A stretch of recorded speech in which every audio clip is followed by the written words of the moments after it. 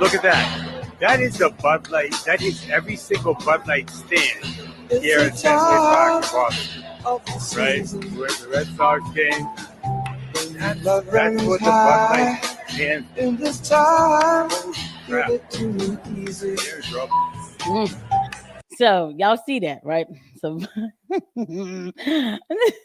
nobody, let me tell you, nobody is at the Bud Light stand. Everybody's somewhere else. They like, it's bizarre. This is Boston. In Boston. This is Boston. All right. Everybody thinks that Bud Light's gonna make them gay now. And like, let's call it what it is. Because we're not stupid enough to really think that Bud Light's gonna make us, make them gay. But there's a stigma. There's a stigma, right? I think it's hilarious. And so when people are calling this like, oh, this is the conservative boycott, you might as well let that go. Let it go. That is not the conservative boycott at all. This is the people just are like, I'm good. Okay. Whether they realize they're boycotting or not, they're like, nope, nobody's gonna roast me drinking that beer.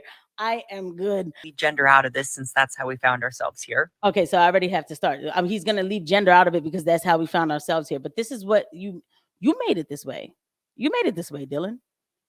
You came out here and said 365 days of girlhood. What?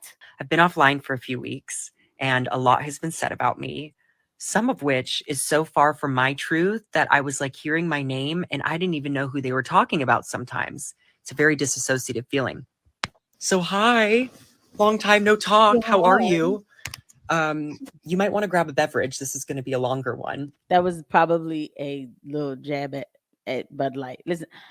And I'm trying this new thing where I don't pressure myself to much.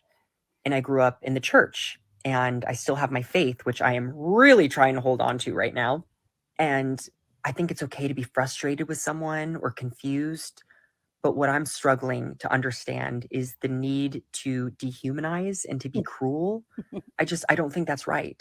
Okay, so we're going to stop right there. I don't call the people who do things like this, I don't call them men because I'm very literal with my words for people. So I'm not going to say, you men are putting on women's clothing and trying to wear women's face. I don't say things like that. I don't. Because it's not about that to me. It's more or less about the fact that society is trying to take a mental health disorder, whether it be a behaviorally mental health disorder, such as like borderline personality disorder, which should be dealt with compassionate truth and standards and parameters, guidelines, or it's a mental health disorder like a disassociative thing where the person's looking in the mirror but they're not seeing the same thing, like they're not seeing what they're supposed to be seeing. They're taking that and telling you, you regular person, that you need to accept this as true, that this person is a woman, and if you don't say that, we're going to destroy your life because of this, because of a very small percentage of the